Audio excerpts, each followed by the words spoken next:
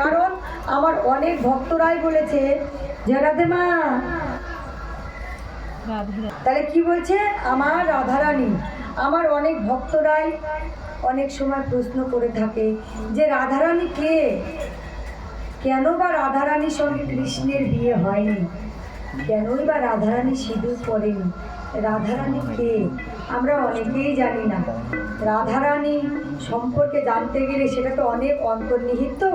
আমি অন্তর্নিহিততে যাচ্ছি না, ছোট্ট করে গল্প করছি।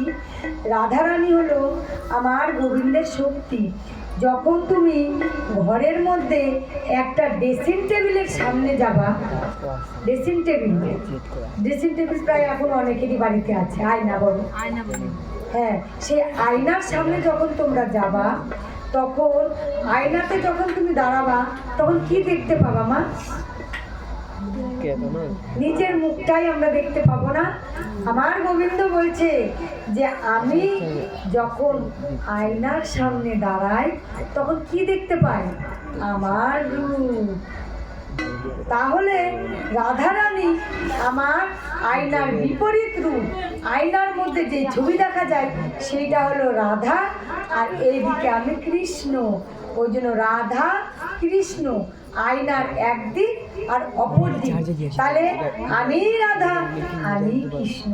তাহলে আমি আমাকে কি করে বিয়ে করব? আমি আমাকে কি করে সিঁদুর দেব?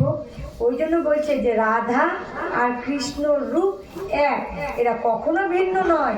এরা লীলা করার রূপে ভিন্ন ভিন্ন রূপে এসেছে, কিন্তু রাধা হচ্ছে গোবিন্দের শক্তি।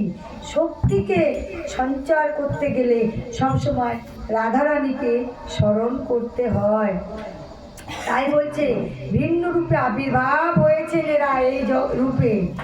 এখন আবার তারা চৈতন্যের মধ্যে এক হয়েছেন, আবার চৈতন্য রূপেও তারা রাধা রানী এক হয়েছে।